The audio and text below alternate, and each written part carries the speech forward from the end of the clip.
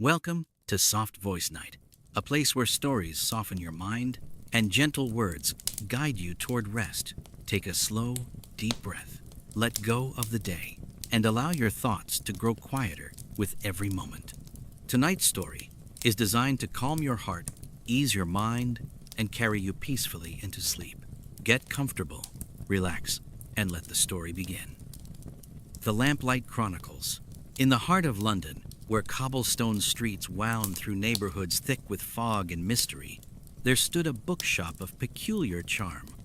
The establishment, known simply as Penrose and Sons, occupied a narrow building that leaned slightly to one side, as though weary from the weight of centuries. Its windows, divided into small panes by wooden frames painted a deep forest green, glowed warmly in the evening hours, inviting passers-by to step inside and lose themselves among the towering shelves. Eleanor Ashworth paused before the shop on a particularly gray October afternoon, her gloved hand resting upon the brass doorknob that had been polished smooth by countless hands before hers. The air carried the scent of rain, though none had yet fallen, and the lamplighter was making his rounds down the street, bringing tiny flames to life in the gathering dusk.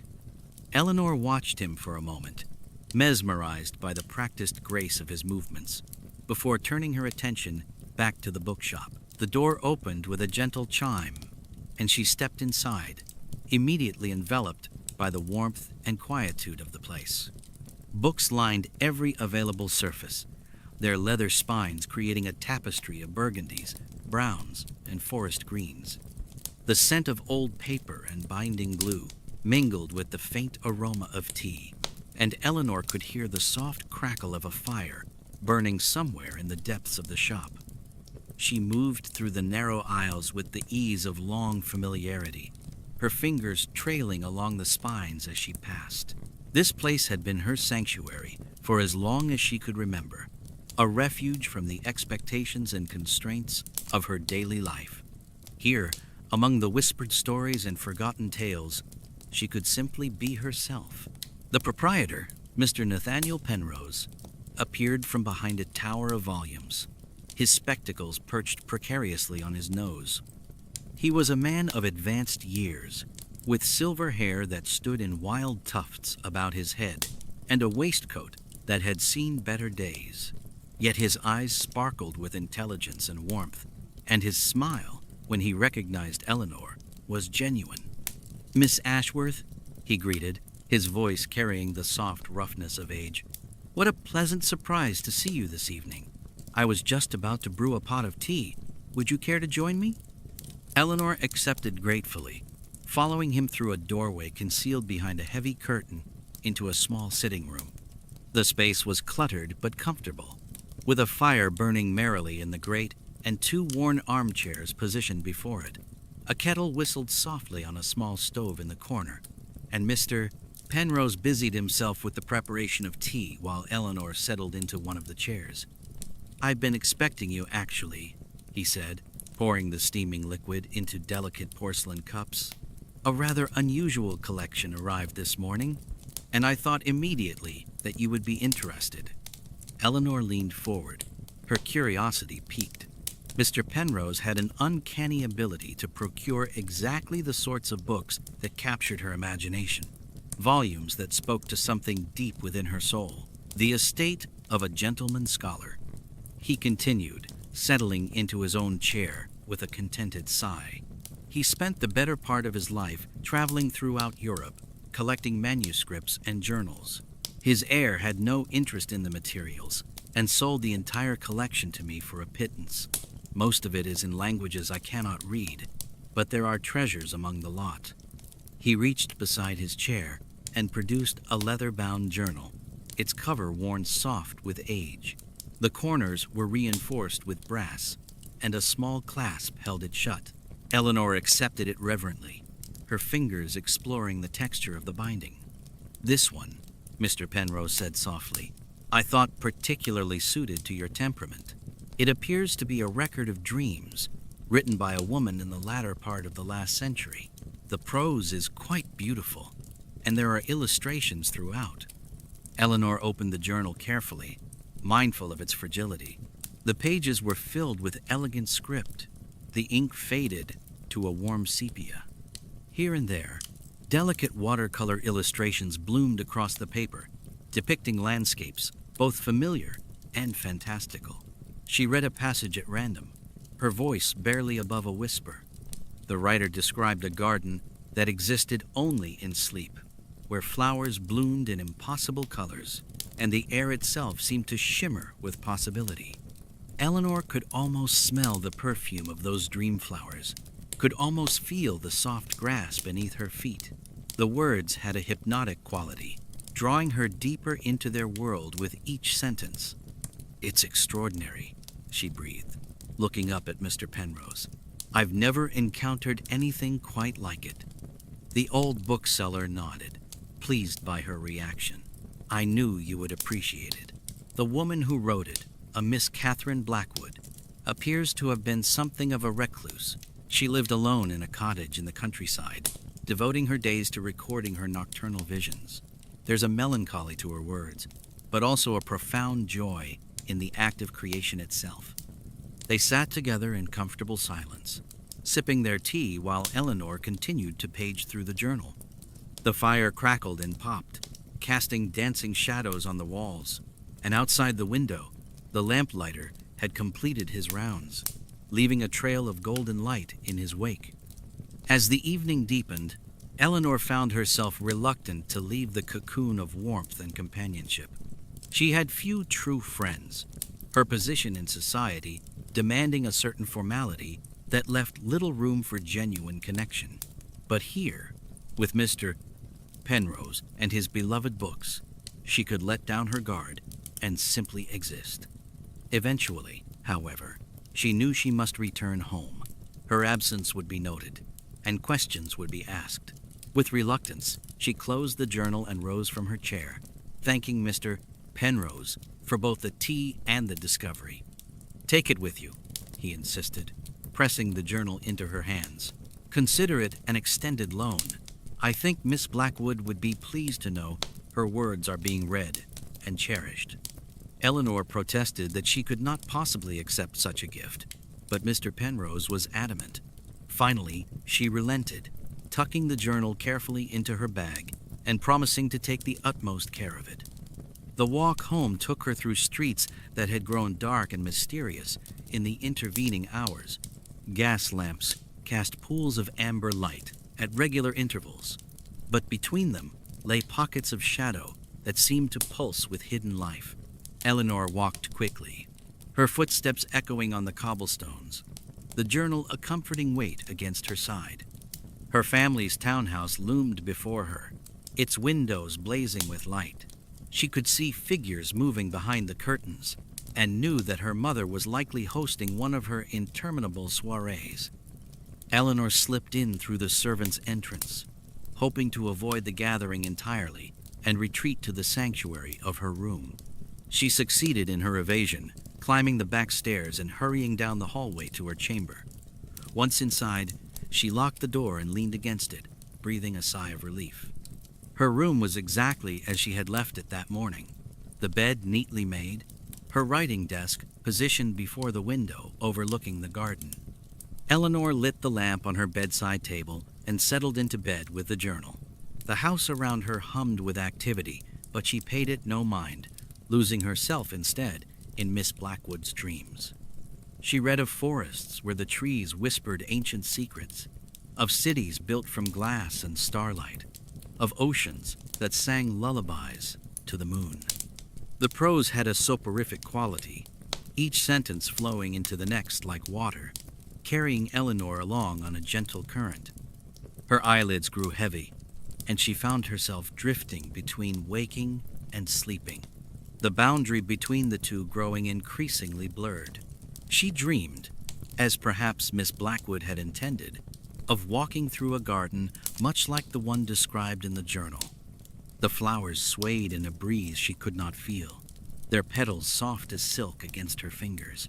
In the distance, she could hear music, though whether it came from instruments or from the garden itself, she could not say. A figure appeared on the path ahead, indistinct at first, but gradually taking shape. It was a woman in old-fashioned dress, her hair unpinned and flowing about her shoulders. She smiled at Eleanor, a smile of recognition and understanding, and held out her hand in invitation. Eleanor moved forward, drawn by a curiosity that transcended logic. As she drew closer, she realized the woman was young, perhaps only a few years older than herself, with eyes that held depths of wisdom and sorrow. "Welcome," the woman said, her voice carrying a musical quality that reminded Eleanor of wind chimes. "I've been waiting for someone to find the garden." Eleanor wanted to ask who the woman was, whether she was Miss Blackwood herself or merely another figment of the dream. But before she could speak, the scene shifted and changed, the garden dissolving into something else entirely. She stood now in a library, vast and circular, its shelves spiraling upward into shadow. Books lined every surface, more books than Eleanor had ever seen, their spines glowing with a faint inner light. The woman from the garden stood beside her, no longer smiling, but watching with an expression of infinite patience. "Every story ever told," the woman explained, gesturing to the shelves. "Every dream ever dreamed. They exist here, waiting to be discovered by those brave enough to seek them." Eleanor reached out to touch the nearest book, but her hand passed through it as though it were made of mist. She looked to the woman for explanation, but found herself instead looking at her own reflection in a mirror she had not noticed before. The reflection showed her not as she was, but as she might be. Her hair was loose and wild, her eyes bright with the joy of freedom. She wore a simple dress, free from the constraining layers of propriety, and in her hands she held a pen poised above a blank page. "This is who you are," the woman's voice came from somewhere behind her. "When you strip away all the expectations and obligations, this is the truth of you." Eleanor woke with a start, the journal still open on her lap. The lamp had burned low, and the house around her had fallen silent. She lay there for a long moment, her heart racing, the dream still vivid in her mind. It had felt more real than any dream she had experienced before, more like a visitation than a mere product of her sleeping mind. She looked down at the journal, half expecting to find the words changed, to discover some explanation for the vividness of her experience. But the pages remained as they had been, filled with Miss Blackwood's elegant script and delicate illustrations. Yet something had shifted within Eleanor herself. The dream had awakened something, a yearning for a life less constrained by convention. She thought of the reflection she had seen, the version of herself holding a pen, and felt a fierce longing to make that image real. In the days that followed, Eleanor found herself returning again and again to Miss Blackwood's journal. She read it during stolen moments throughout the day, in the quiet hours of early morning before the household stirred, in the afternoon when she was supposedly engaged in needlework or correspondence. The dreams came more frequently now, each one expanding the world she had first glimpsed in the garden. She began to keep her own journal, recording not just the dreams, but her thoughts and observations about the world around her. The act of writing was liberating, allowing her to express feelings and ideas she had never dared voice aloud. She wrote of her frustration with the limited options available to women of her station, of her longing for knowledge and experience beyond the confines of drawing rooms and social calls. Mr. Penrose noticed the change in her when she next visited the bookshop. There was a new energy about her, a purposefulness that had been absent before. When she confided in him about the journal and the dreams, he listened with the grave attention he might give to matters of great importance. Miss Blackwood, he said thoughtfully, was considered quite eccentric in her time. She refused several offers of marriage, choosing instead to live independently. Her family eventually disowned her, but she seems to have found contentment in her chosen path, perhaps even joy. He paused, studying Eleanor over the rim of his spectacles.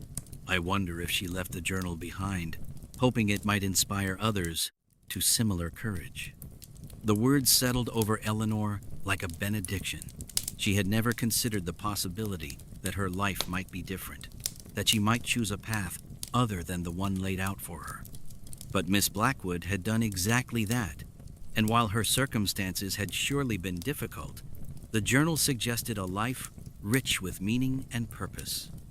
Winter settled over London, bringing with it frost that painted intricate patterns on windows and fog that turned familiar streets into landscapes of mystery.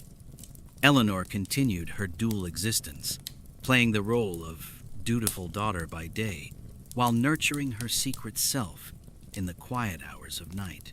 Her writing improved with practice, the words flowing more easily, her observations growing sharper. She began to craft stories of her own, tales inspired by Miss Blackwood's dreams, but filtered through her own imagination. She wrote of women who defied expectations, who chose adventure over security, who found strength in the very qualities society deemed weaknesses. One particularly cold evening, as snow fell softly outside her window, Eleanor made a decision. She would follow Miss Blackwood's example, would chart her own course regardless of the consequences. The specifics remained unclear, but the resolve was firm. She would find a way to live authentically, to honor the truth of who she was rather than the person others expected her to be. She shared her decision with Mr. Penrose during her next visit to the bookshop. He listened without interruption, his expression thoughtful. When she finished, he rose and disappeared into the depths of the shop, returning moments later with a small wooden box.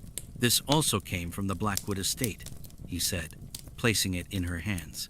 "I set it aside, thinking you might like to have it."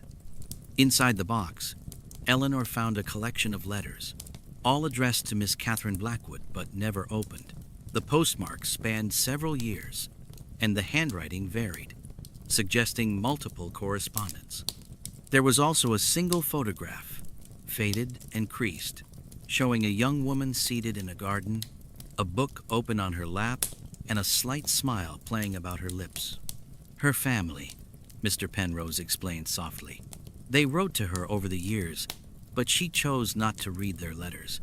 I suspect they contained pleas for her to return, to conform. By leaving them unopened, she preserved her peace." Eleanor studied the photograph, seeing in Miss Blackwood's face a serenity that spoke of choices made and accepted. She understood now that freedom came with costs, that choosing oneself meant disappointing others. But looking at that peaceful face, she also understood that those costs might be worth paying. The winter months passed in a blur of planning and preparation. Eleanor began to seek out opportunities for independence, investigating positions as a governess or companion, anything that might allow her to support herself. She continued to write, filling page after page with stories and observations, building a portfolio of work she hoped might someday be published. Spring arrived with its customary fanfare, bringing longer days and the first brave flowers pushing through the thawed earth. Eleanor marked her 25th birthday quietly, aware that each passing year made her increasingly unmarriageable in society's eyes. Rather than dismay, she felt only relief. On the anniversary of her first reading Miss Blackwood's journal, Eleanor made her final preparations. She had secured a position as a companion to an elderly widow in the countryside, a role that would provide both income and independence. Her family would be scandalized by her choice to work, but she had made her peace with their disapproval. The night before her departure, she visited the bookshop one last time. Mr. Penrose had prepared a parcel for her, books he thought she might enjoy in her new life, including a blank journal bound in leather. "For your own dreams," he said with a knowing smile. "Perhaps someday another young woman will find them and be inspired, just as you were inspired by Miss Blackwood." Eleanor embraced the old bookseller, grateful for his kindness and support. As she left the shop for the last time, she paused, to look back at the glowing windows, committing the scene to memory. This place had been the beginning of her transformation, and she would carry its memory with her always. The journey to her new home took the better part of a day, the landscape gradually shifting from urban sprawl to rolling countryside. Eleanor watched through the train window as London fell away, replaced by fields and forests, small villages, and winding streams. She felt no fear, only anticipation for the life that awaited her. The widow, Mrs. Margaret Thornton, proved to be a woman of keen intelligence and sharp wit, despite her advanced years. She welcomed Eleanor warmly, showing her to a comfortable room that overlooked the garden. The cottage was small, but well appointed, filled with books and curiosities collected over a lifetime of travel. In the weeks that followed, Eleanor settled into her new routine. Her duties were light, consisting primarily of reading aloud to Mrs. Thornton, managing correspondence, and providing companionship. She had ample time for her own pursuits, and she used it to write, filling the blank journal Mr. Penrose had given her with stories and reflections. Mrs. Thornton proved to be an unexpected kindred spirit. She had herself defied convention in her youth, marrying for love rather than advantage, and traveling extensively with her late husband. She encouraged Eleanor's writing, offering thoughtful critique and introducing her to a network of other unconventional women who lived in the area.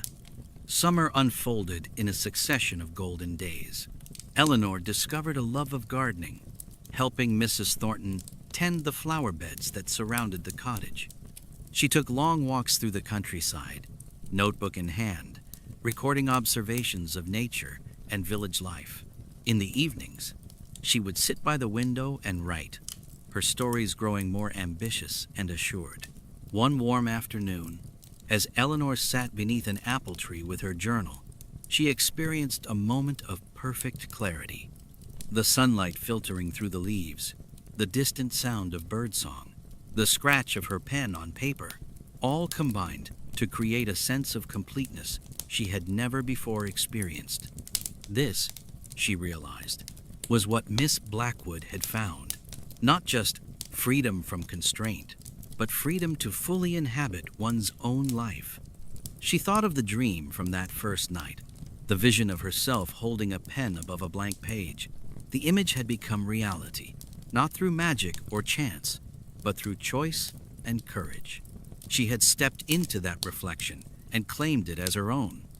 As autumn painted the countryside in shades of gold and crimson, Eleanor received word from Mr. Penrose. A publisher of his acquaintance had expressed interest in her stories, having read several pieces the bookseller had shown him.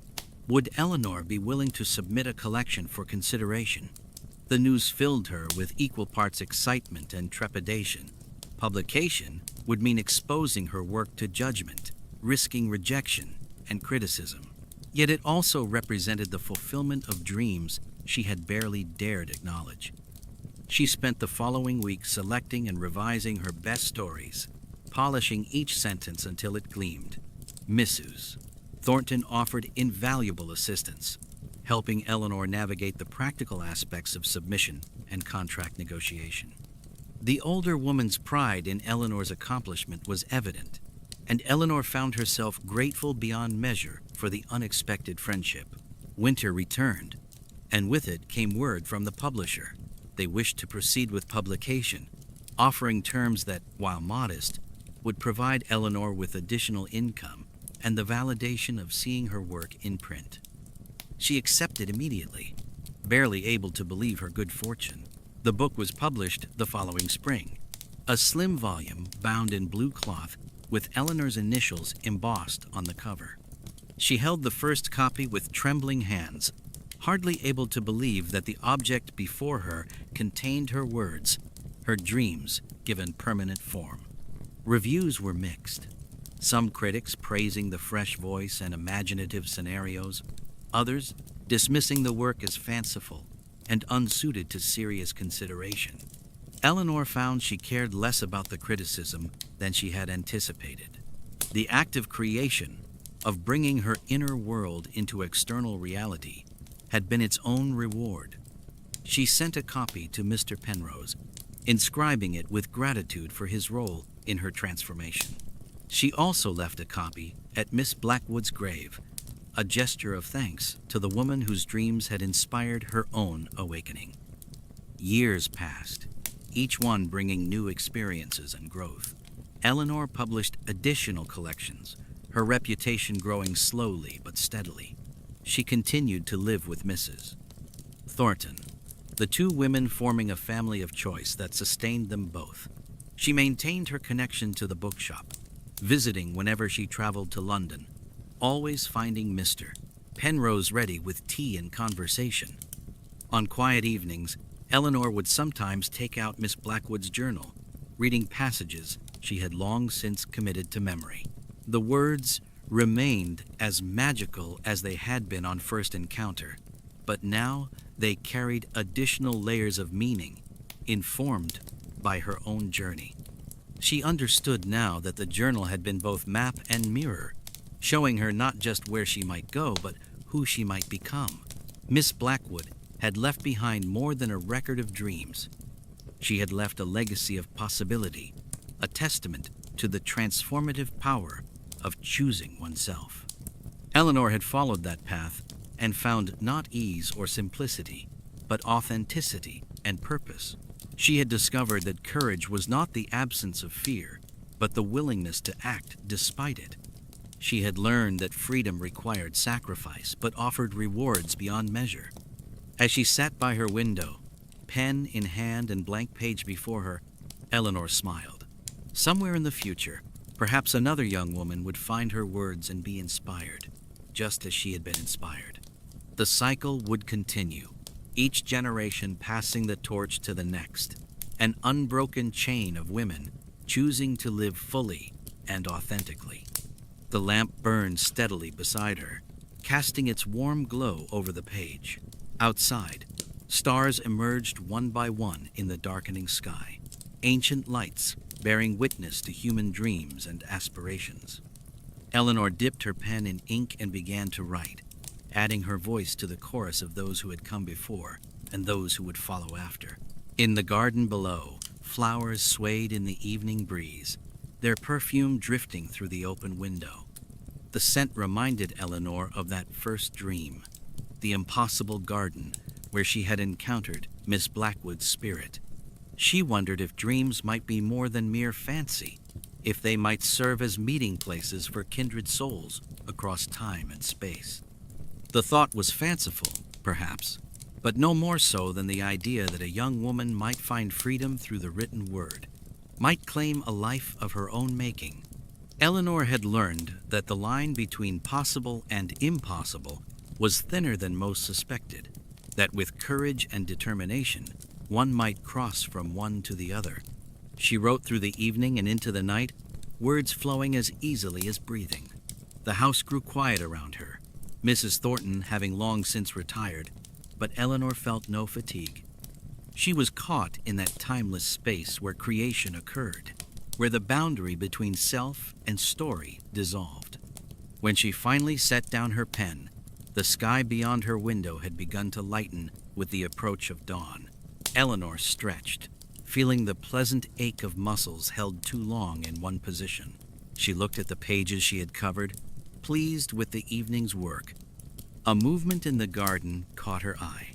She looked out to see a young fox trotting across the lawn, its coat brilliant in the early morning light. It paused to look up at her window, and for a moment their eyes met.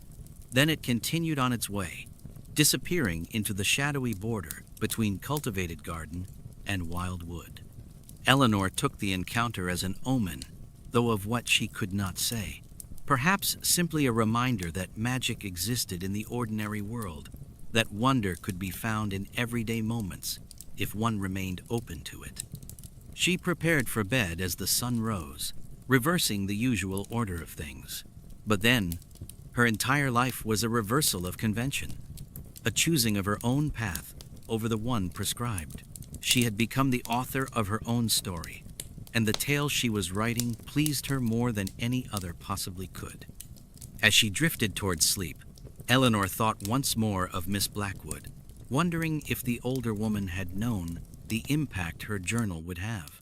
Had she intended it as a message to the future, a beacon for those who might need guidance? Or had she simply recorded her dreams for her own satisfaction, unaware that others would find meaning in them? Perhaps it didn't matter. What mattered was that the connection had been made, that inspiration had passed from one woman to another across the gulf of years. What mattered was that Eleanor had found the courage to claim her own life, and that she was using that life to create beauty and meaning. She slept deeply, dreamlessly, her body surrendering to the rest it had earned. When she woke in the afternoon, sun streaming through her window, she felt refreshed and ready to begin anew. There were stories to write, gardens to tend, conversations to share with Mrs. Thornton. There was a life to be lived, fully and joyfully. Eleanor rose and dressed, moving through her morning routine with contentment. She had found her place in the world, had created a life that honored both her dreams and her reality. She had learned that happiness was not something bestowed by others, but something claimed for oneself. As she descended the stairs, she could hear Mrs. Thornton moving about in the kitchen, preparing tea. The familiar sounds brought a smile to Eleanor's face. This was home, not the grand townhouse of her youth, but this modest cottage, with its garden and books and companionship. She joined Mrs. Thornton in the sunny kitchen, accepting a cup of tea and settling into comfortable conversation. They discussed plans for the day, debated the merits of various authors, shared observations about the changing season. It was ordinary and precious, this daily communion. Later, Eleanor would return to her writing, would add more pages to the growing manuscript. But for now, she simply existed in the present moment, grateful for the journey that had brought her here, and curious about the adventures still to come. The lamp would burn again tonight, casting its steady glow over blank pages waiting to be filled. Stories would emerge, characters would take shape, worlds would be born from imagination and ink. Eleanor would write them into being, adding her voice to the great conversation of literature. And somewhere in the future, perhaps in another century entirely, a young woman might discover Eleanor's words and find in them the inspiration to claim her own life. The cycle would continue, as it always had, as it always would. The lamp burns on, steady and true, illuminating the path for those who dare to dream.